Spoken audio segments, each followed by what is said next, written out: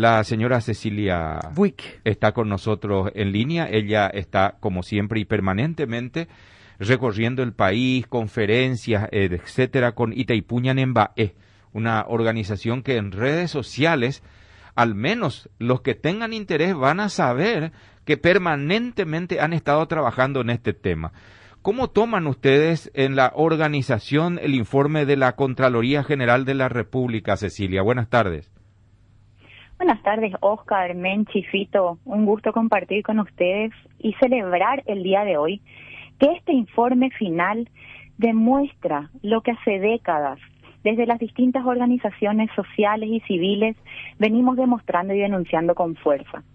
Esta deuda de Itaipú es una deuda ilegal, es una deuda corrupta y nos muestra con fuerza que este es el punto donde debemos parar para que esta impunidad que ha sido la que ha guiado todos estos 50 años marcados por corrupción y arbitrariedades en Itaipú debe cesar para iniciar un nuevo periodo donde la renegociación y para adelante nos lleve a una Itaipú marcada por la transparencia, por la soberanía y por la justicia, donde corrupciones de este tipo no pueden volver a tener lugar y donde el destino de los fondos no pueden ser los intereses para una empresa extranjera o bancos extranjeros, sino que tiene que llegar al país, a las camas de UTI, a las vacunas, a las escuelas, a las rutas, a la industria y a la larga lista de posibles destinos necesarios para ese desarrollo que nos merecemos y que este informe nos muestra una vez más. Podemos.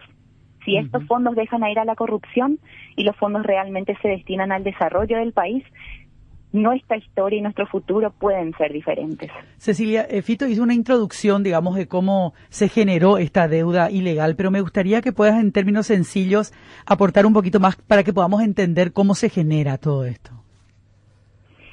Excelente, Menchi. Mira, esta auditoría inicia en las grandes movilizaciones del año 2006, 2007, que recordarán se empezó a plantear la renegociación del tratado, la libre disponibilidad. Bueno, eso llevó incluso a un cambio de signo de gobierno en el año 2008, llevó a todo el proceso que terminó con la triplicación del monto que ingresaba al país por compensación, y uno de esos puntos fue que se inició en el año 2009 por primera vez una auditoría a la deuda de Itaipú.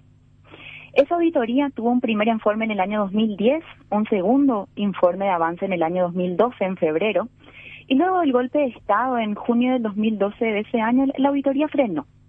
Y por distintos motivos, principalmente políticos, no se llevó adelante, hasta que gran parte de la presión de toda la ciudadanía, que en estos últimos años ha retomado el tema de Itaipú con fuerza, siguiendo el legado de las organizaciones y referentes que nunca han bajado esta bandera incansablemente de soberanía, se llega hoy a este informe final que demuestra como punto central que la deuda de Itaipú es una deuda ilegal, que la tarifa se entregó a las empresas brasileñas y paraguayas, pero 97% fue utilizado por las empresas brasileñas entre el año 85 y 90 por debajo de su valor, incluso teniendo luego un revés donde luego aumentó la tarifa por encima de su valor para poder justamente mitigar los efectos de la deuda, que bien decía Oscar, deuda espuria como se la conoce, se fue generando.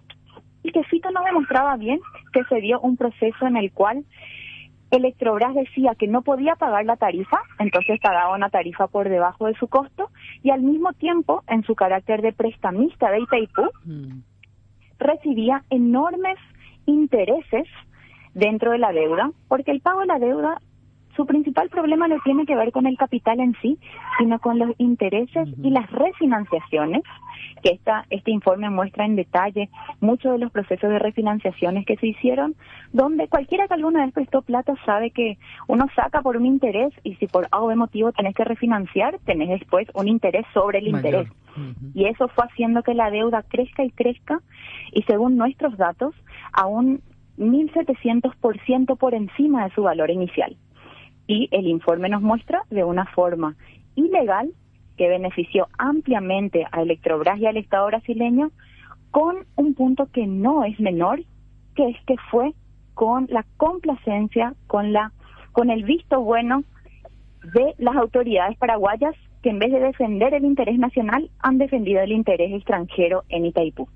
Sí, yo particularmente creo que tendrían que ser procesados y... Todos. Claro, todos, del 85 al 96, porque no sé si prescribió, pero para mí es traición a la patria. No veo otra figura legal más acertada que la de traición a la patria, lo que hicieron estos representantes paraguayos al lesionar los intereses de nuestro país. Pero estamos hablando no solamente de representantes paraguayos en la Itaipú binacional, sino también, bueno, hay un presidente que ya está muerto, ¿verdad? Pero hay otros presidentes que durante sus mandatos también se dieron estas situaciones absolutamente arbitrarias para el pueblo paraguayo, ¿verdad? El presidente es el principal responsable de la política exterior, pero digo, ¿y los ministros del Interior? Y presidentes de la ANDE, titulares de Itaipú. ¿Que sabían de este tema, Cecilia? No, todo esto implica un nivel de involucramiento de las autoridades paraguayas súper importante, iniciando, como bien dicen, con el presidente de la República, que es constitucionalmente quien dirige las relaciones exteriores del país y quien nombra a los consejeros de Itaipú en su gran mayoría, el canciller, el presidente de la ANDE y los mismos consejeros de Itaipú junto con los directivos en todo este periodo. Y ahí fíjense algo menor, no solamente no se ha investigado la deuda espuria, sino que uno de los involucrados directamente en aprobar las distintas resoluciones de la deuda espuria ha sido el coordinador de nada más y nada menos que el equipo negociador de la revisión del anexo C y renegociación del tratado hasta hace poquitos meses, ¿no? Entonces estamos hablando que no solamente hay una impunidad que reina, sino que hay un premio para aquellos que han llevado adelante esta corrupción. Y este informe nos da un mensaje y un grito enorme de decir, hasta aquí, basta. Primero, esta impunidad tiene que cesar, bien lo dice Fito, y en cualquier país que fuese serio, esto ya estaría en la Fiscalía y las autoridades que han llevado adelante la defensa de los intereses extranjeros en contra de nuestra soberanía y de nuestro desarrollo deberían estar procesadas, y eso lo tenemos que hacer hoy. Tenemos que hacer una justicia con esto y se tiene que devolver justamente todo lo robado. Estamos hablando de Electrobras, estamos hablando del Estado brasileño y estamos hablando de las autoridades paraguayas que han respondido a esta corrupción beneficiando a los intereses de Brasil y del extranjero. ¿De quién tiene que partir esa iniciativa, Cecilia? Porque ya perdimos la cuenta de la inacción de los organismos que tienen que dar un castigo, porque imaginemos todo lo que se pudo haber hecho con muchísimos recursos para el Paraguay, que hoy con la pandemia vimos que nos desnuda una fragilidad terrible, enorme, sobre todo en salud y en educación. En un país serio, donde las instituciones funcionan, te diría, esto tiene que correr rápidamente por la Fiscalía y la Justicia. Ahora, ahí tenemos una Fiscalía que hace casi 2 años ha encajonado la carpeta con toda la investigación del acta bilateral, donde la corrupción incluso ha demostrado venir desde el presidente de la República para abajo, y que eso no se ha movido. Y así tenemos, como bien decía Oscar, incontables casos donde diariamente vemos y escuchamos en las noticias, al punto de que los casos de corrupción y de impunidad no son normales. Sin embargo, la pandemia y la cantidad de pérdidas que hemos tenido nos tienen que hacer dar vuelta a esto, ¿no? O sea, podemos estar mejor. Podríamos no haber perdido más de 14.000 vidas si teníamos realmente esos recursos orientados al desarrollo. Podríamos no tener miles de niños que están perdiendo las escuelas si tuviésemos conectividad y conexiones. Podríamos tener una economía que hoy no esté desbaratada si tuviésemos un proceso de industrialización y de desarrollo. Eso viene de la fuerza de la ciudadanía. Mi esperanza está puesta en que realmente la ciudadanía, como lo mostró con el acta bilateral, como lo mostró hoy día con esta auditoría, que es producto de esa lucha que viene hace más de 20, 30 años de quienes incansablemente han denunciado esto, y hoy este informe les da la razón. Bueno, esa ciudadanía tiene que pararse, tenemos que pararnos y exigir. Primero, aquí no puede avanzar ninguna negociación y hablar de tarifa, de cualquier otro punto, si no se parte de esto central, que es la corrupción y la estafa que ha permeado Itaipú en estos 50 años. Se tiene que hacer justicia y transparentar todo lo que tiene que ver con la deuda, y de ahí para adelante poder empezar una nueva etapa limpia, transparente, soberana de Itaipú para el desarrollo nacional. Cecilia, ¿de cuánto estamos hablando? Al hablar de esta deuda y de los recursos que hubieran estado al servicio de de Paraguay, ¿de qué monto estamos hablando? Mira, el informe último que presenta ahora el Contralor tiene una serie de datos desde los más de 4.000 millones de dólares que no ingresaron por la tarifa entre el 85 y el 90. Otros 1.000 millones que no ingresaron por lo que dejó de pagar la ANDE, otros 60.000 millones que no ingresaron por lo que dejó de pagar Electrobras, y así suma y sigue, ¿no? Nos redondea un número final, que creo que es un punto central que vamos a investigar a fondo. Nuestros estudios nos muestran que son más de 60.000 millones de dólares de pago de la deuda corrupta en este periodo. De una deuda que hay que recordar que inició en el año 75 con 3.500 millones, ¿no? O sea, de 3.500 millones para construir una represa del tamaño de Itaipú, que está súper bien, pasamos a una deuda que serán más de 60.000 millones por intereses sobre facturación y corrupción.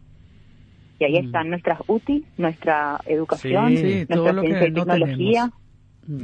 Vamos a ver qué repercusión tiene esto, porque bueno, a partir de ahora, ¿qué, Cecilia? Hay un informe de la Contraloría General de la República, nada más y nada menos, pero las autoridades, el presidente de la República, todas las autoridades tienen que hacerle frente a este reporte. La Procuraduría a este General de la República, no sé si puede considerarse, y yo creo que sí, un interés patrimonial del Estado paraguayo, ¿verdad? Recursos genuinos. Que claro, digo, no sé, la Procuraduría, el Ministerio Público, ¿por dónde pasa, Cecilia?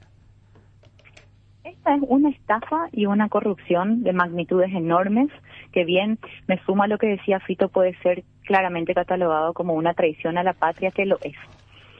Y aquí esto no puede quedar en el opareí.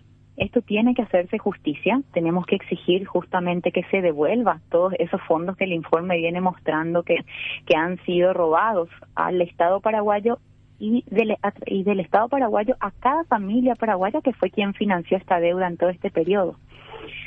Y ahí decimos nosotros tres cosas, porque de aquí tenemos que partir. Uno, con esto no se puede seguir pagando la deuda que se está pagando 2.000 millones de dólares al año como si nada. Hay que cesar el pago de la deuda ahora, y esos recursos se deben de redestinar a cada uno de los países. Segundo, hay que hacer justicia con esta auditoría y se debe devolver lo robado por parte del Estado brasileño, y las autoridades corruptas deben pagar sus cuentas ante la justicia. Y tercero, debemos partir de este proceso de justicia y de transparencia para cualquier avance en la negociación del 2023. No se puede hacer como que este informe no pasó y seguir hablando de cualquier otro punto como si nada, porque eso solamente va a demostrar más impunidad, más blanqueo y más involucramiento directo de las autoridades a todo este enorme hecho de corrupción que está saltando a la luz.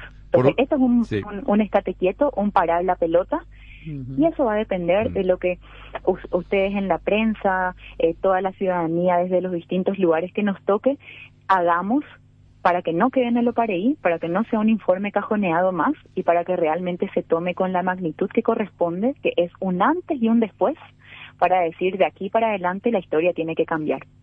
Por último, Cecilia, en un minutito, si pudieras, por una cuestión de tiempo nomás, ¿por qué no hay una movilización de la opinión pública ciudadana?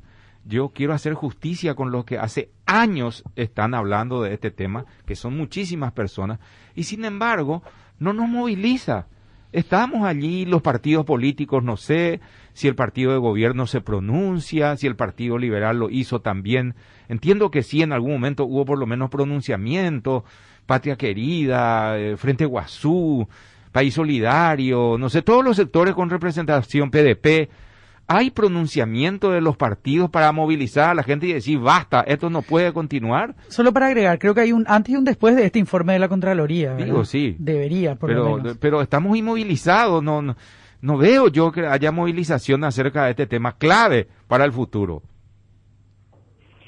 La lección que nos dejó, Óscar, el acta bilateral, es que cuando algo con fuerza, como esa acta secreta, salta a la luz, logra movilizar a todos los rincones de la República y a todos los sectores que, más allá de todas las diferencias, se unen bajo esta bandera. El acta bilateral hizo retroceder no solo al gobierno de Mario Abdo, sino al gobierno de Bolsonaro y de Itamaraty. también creo y espero y vamos a hacer todo lo que nos corresponda para que esto marque un antes y un después. Y esa fuerza de todas las organizaciones, sindicatos, partidos, movimientos, prensa, universidades, pueda salir a la luz y pueda justamente desde ese anhelo real y genuino de soberanía y de desarrollo poner este informe en el lugar que le corresponde, que es un parar la pelota y plantear que la historia de aquí para adelante tiene que cambiar y tiene que hacerlo sobre la base de la justicia, la transparencia y la soberanía. Gracias, Cecilia, por tu tiempo, muy amable. A ustedes y por siempre poner sobre la mesa estos temas fundamentales que es central para informar de primera mano a la ciudadanía y aprovechar para invitar a todas las personas que están escuchando, que en medio de todas las preocupaciones y ajetreos del día a día y más en periodo de pandemia como estamos,